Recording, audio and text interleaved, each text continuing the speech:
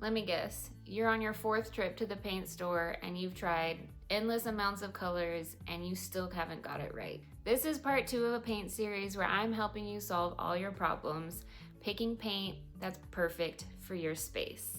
If you haven't caught video number 1, go back and watch that too, but stick around here and I'll give you some tips on how to pick the perfect color for your home. You want to know the 3 most common mistakes when picking paint colors?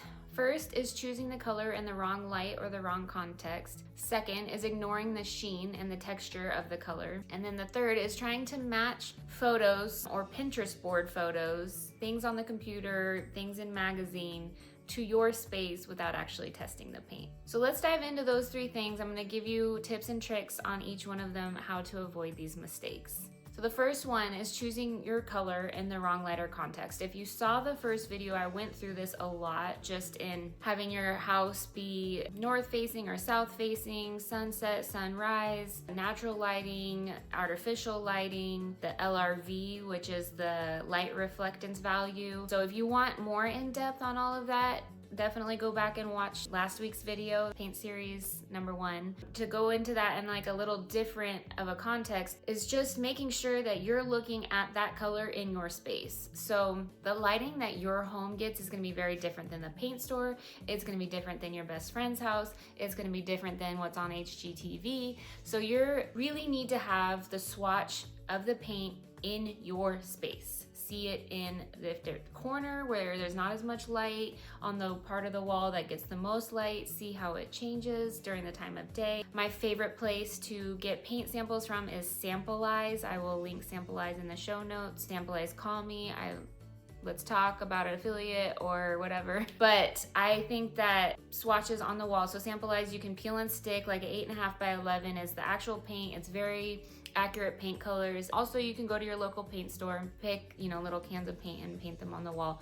Always make sure you do a couple coats. Please, please, please, whatever is on your wall will come through if you don't do the proper amount of coats. But yeah, bring it into the space that you're choosing the paint for so that you know exactly what it's going to look like in that space, and give yourself a couple days to see it at different times of day when there's a lot of windows, the light when it's directly on it versus in the evening when you're using artificial light. All of that completely matters. The second thing is ignoring the sheen and the texture. So the texture really has a lot more to do with your wall coating. So do you have plaster? Do you have drywall? Is it orange peel? Is it a smooth coat?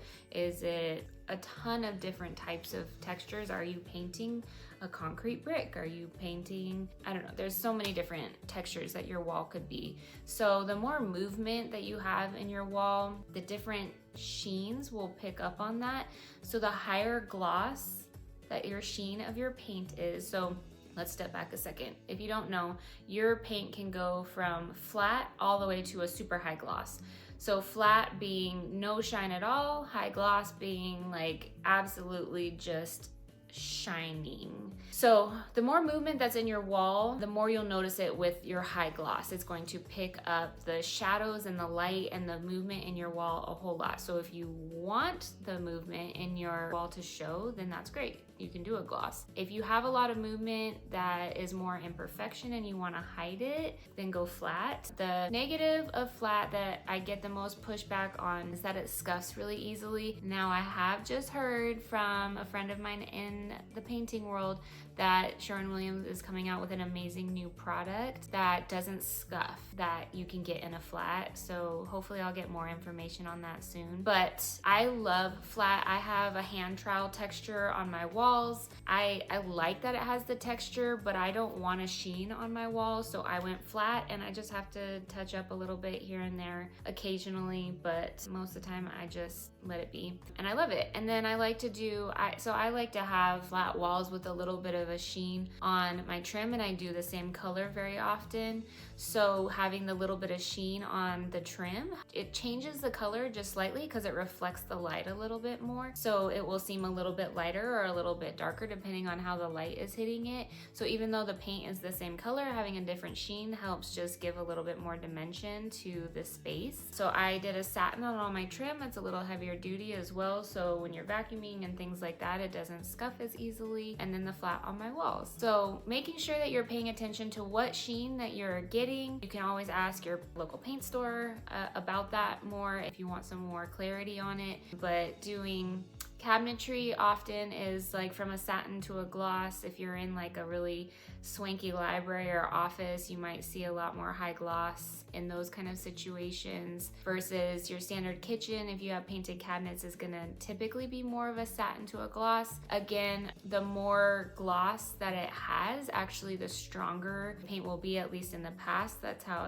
it has been. But again, I'm gonna look into this awesome new Sherwin-Williams product here pretty soon. So hopefully our flat paint is gonna start being a lot stronger and you're gonna see it more, because it's a really beautiful way to do paint color and not have the light reflecting on it as much and changing the color. So then the third tip or disaster that you absolutely do not want to do is just see a color on Pinterest or on the internet and just say, I love it, and buy it and go with it. I can't say this exclusively, but I feel like I kind of can. Every picture on the internet has some sort of filter or has been manipulated, especially like professional photos. There are really good photographers, interior photographers as well, that will try to get the true value of the colors, but sometimes they're going for a specific mood in the photos that's like editorial, or they're wanting this to come out in magazines and really like blow up, right? In a good way, right? What they do is they give it a certain vibe. The whole house will kind of have like a certain vibe or a certain filter to it, certain editing to it, to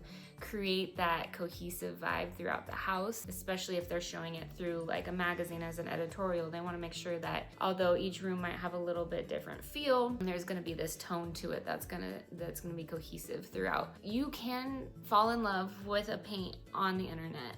Just be sure to go to Sample-Eyes or go to your paint store and get a paint can and test it in your space. I want to say it 1,000 times, because I don't know how many clients that I have had that have done this and they've fallen in love with the color that they've seen on a computer. Or even when I I do a lot of just paint schemes for people. We'll get them on the computer, right? It's all electronic, digital. I highly emphasize when I send them that, you have to test these colors. Like even me picking the colors. Now, I have the experience of using a ton of colors, especially with Sherwin-Williams. I use mostly exclusive Sherwin-Williams products, and so I'm familiar with a lot of their colors, but I certainly haven't used every single color that they have. And so sometimes I'll pick a color that, I'm looking at the LRV, I'm looking at the undertones, I'm doing my homework, especially as a designer, but that still doesn't change the fact that I haven't seen it in their space. So I always recommend to my clients, you test it some way, shape, or form, whether you want to use Sample-Eyes, whether you want to paint swatches on it, you just have to test it. That's the biggest mistake that I see. So another thing that I like to talk about when I talk about paint, and a lot of struggles that I've noticed in my clients, is they come to me just like, I don't even know where to start. I don't know what paint color to even go with. And a lot of people just want to pick white because that's just default. They feel like white is going to be safe. Let me tell you how many different white paint colors are out there, and they will look completely different depending on what space that it is in. Something that I like to do is, if a lot of it depends on like where we're at. Are we starting with a blank slate, like there's no furniture in the space, or are you just painting and you already have all of your furniture? You have maybe wood tones in the space that you can go off of, things like that. So pick something that's already in your space. Like, we're just gonna go with that example of like, you already have a decorated room, you're just painting the walls, you're just trying to find a paint color that you like, or you're just painting the cabinetry, you're just trying to find the paint color that you like. So pick up on things that you love that are already around your house. Me, for example, I love earthy tones, so I have these like earthy mustard yellows. I love greens, so they're like these foresty greens that I have. And so when I was thinking about the paint colors in this room, I knew I was gonna have these dark beams in here. We remodeled this whole space, so I kind of thought through it all at the same time. I knew I was gonna have these dark beams. I have very low ceilings. Our ceilings are under 8 feet. So it was very important to me that I picked a light color that was gonna help help make the space feel bigger and taller, because I knew some ways that was working against me. But so what I did is when I picked a white, I knew that I liked earthy feel. I wanted something warm. I wanted it to feel cozy, even though I wanted it to be light and bright. So I went with White Duck by Sherwin-Williams, which has a brown undertone. So even though it is white, it's a fairly bright white, that brown undertone really comes through, and it gives me the warmth that I like, while also brightening the space and making it feel bigger. So those are things you're gonna think about, and then it also pulls in the earthy tones that I love, right? So the greens and the yellows look really good with my brown undertone and the white of my paint. Maybe you have a rug that you can pull colors from.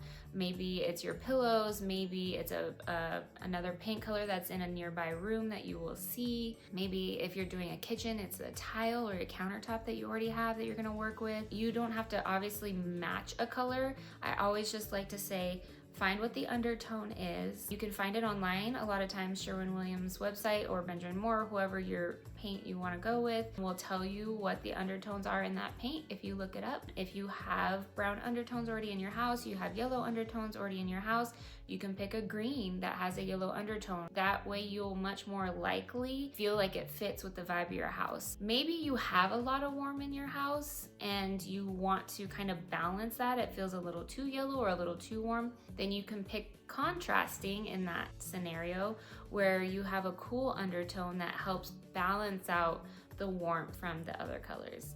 Every space just needs a goal, whether you want it to be cozy, energizing, grounded, soft. Kind of figure out what that goal is and work from there.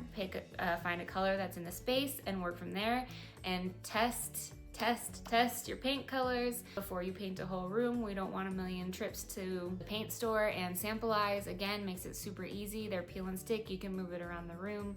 Super accurate paint colors. And check out my paint guide if you want more help. It goes through different rooms. It has different styles, mid-century, traditional, industrial, Scandinavian. It's a really good range. So even if those themes don't necessarily fit your style, you will see like super moody and cool all the way to super warm and bright and white and more pastel. Just gives a really good range so you can see the difference in those. I hope this is really helpful for you. This is part 2 of a 4-part series, so stick around for the rest and I'll see you there.